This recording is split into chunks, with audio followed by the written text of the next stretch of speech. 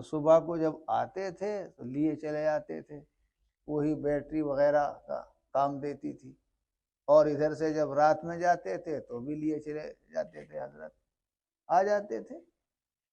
غالباً فجر ہی کی نماز کا قصہ ہے، سنتوں کی شاید نیت باندھی تھی حضرت نے، سنتوں ہی کی ہوگی، کیونکہ فرض تو حضرت پڑھاتے تھے باقاعدہ امام بن کر، اس کا نہیں ہے واقعہ، تو اتفاق سے حضرت نے نیت باندھی تھی۔ اور گرمی کا موسم ہوگا تو پیرانی صاحبہ رحمہ اللہ کہ گرنے کا کچھ پتہ چلا کہ وہ کوٹھے کے اوپر سے، چھت کے اوپر سے گر پڑی، لکھا ہوا ہے۔ جیسے ہی حضرت کو پتہ چلا ویسے ہی نیت توڑ دی، ملفوظات میں بھی حضرت نے اس کا تذکرہ فرمایا، ویسے ہی نیت توڑ دیا، فوراً کر دیا حضرت نے۔ کیوں کیا؟ حکم شرعی متوجہ تھا۔ اب حضرت نے پھر جو اس پر اس کی تحلیل فرمائی اور اس کا تجزیہ کہا، دیکھو اگر کوئی ڈھونگی اور مکار پیر ہوتا وہ بالکل نیت نہ توڑتا، بلکہ ایسا ہو جاتا کہ جیسے اسے پتہ ہی نہیں چلا، یا پتہ چلا بھی ہے مگر کہا ہے اللہ کے سامنے کھڑا ہوں، بھلا خلق اللہ کے لیے کیسے چلا جاؤں گا نماز توڑ کے؟ تو میں کہتا ہوں کہ بگلا بھگت بن جاتا۔ بگلا بھگت، بگلا ایک جانور ہوتا ہے، وہ کہیں گڑھوں میں پانی ہو تھوڑا بہت تو وہاں بیٹھا رہتا ہے اپنے چارے کی تلاش میں، اور ایسا بیٹھا رہتا ہے کأنہ جماد محض لا حس لا ولا حرکت لا، بالکل ایک شے جامد کی طرح، اور جیسے ہی فوراً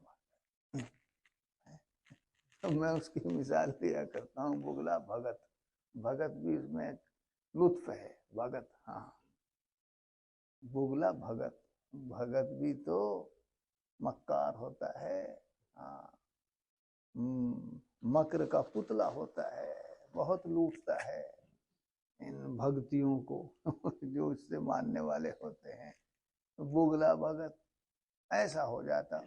حضرت نے فرمایا اگر کوئی مکار پیر ہوتا، ڈھونگی، تو نیت نہ توڑتا، کیا سوچتا ہے دیکھو لوگ یوں کہیں گے کہ اوہو ان کے تو دماغ میں نماز کی حالت میں بھی بیوی ہی بسی رہے، دیکھا ذرا سا ہوا فوراً نماز توڑ کے چل دیے، یوں بھی نہ سوچا اور یوں بھی نہ سوچا، پوری تقریر فرمائی۔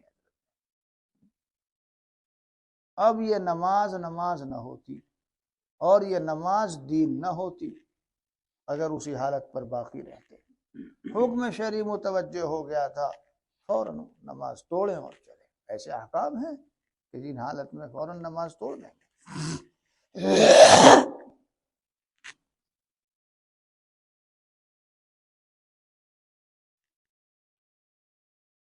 بات پھیل گئی، میں تو یہ دکھلا رہا تھا کہ یہ نفس کمبخت ہر رنگ میں مارتا ہے تاکہ دیندار کو دنیا میں دین کا رنگ دکھا کر مبتلا کر دیتا ہے، لیکن جو فقیہ ہوتا ہے، اللہ کے قانون کی صحیح سمجھ رکھنے والا اور مدارج احکام کو سمجھتا ہے، حکم باری تعالی کا فہم اسے حاصل ہوتا ہے، وہاں نفس بھی عاجز آ جاتا ہے اور شیطان بھی ہاتھ جوڑتا ہے۔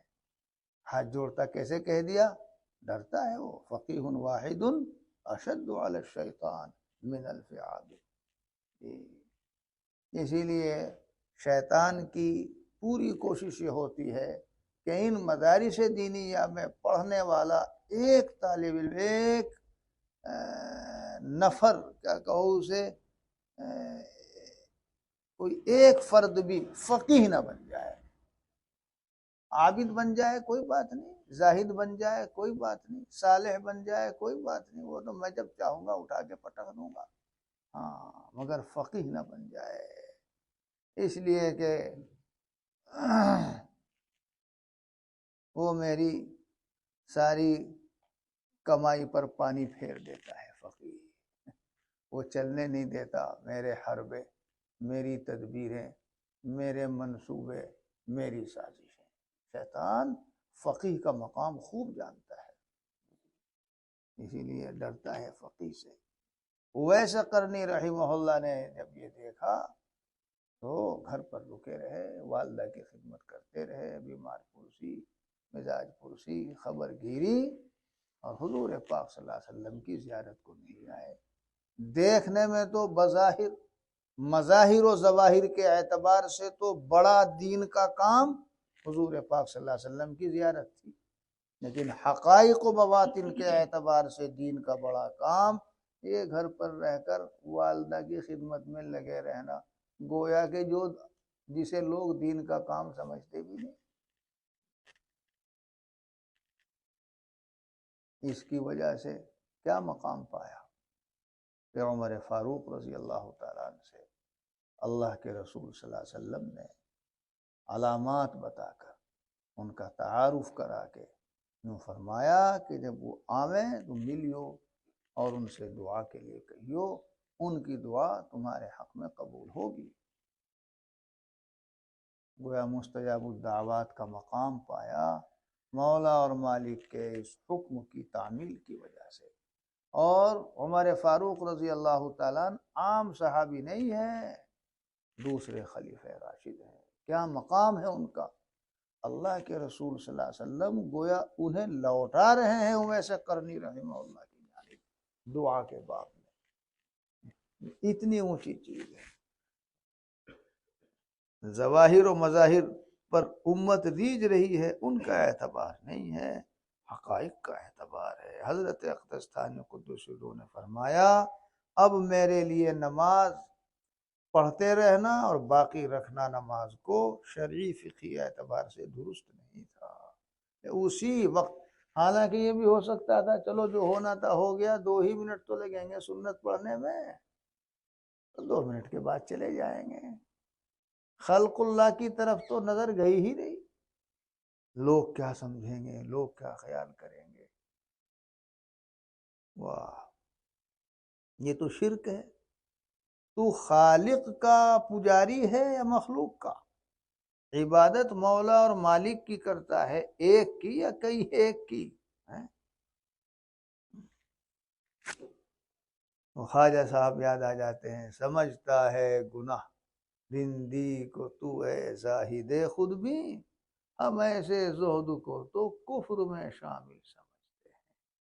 غیر اللہ پر نظر کیوں گئی؟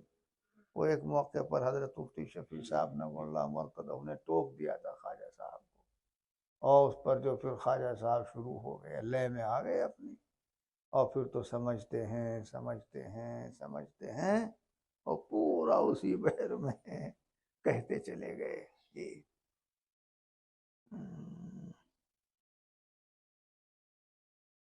مدارج احکام اور مناہج احکام کی ضرورت ہے۔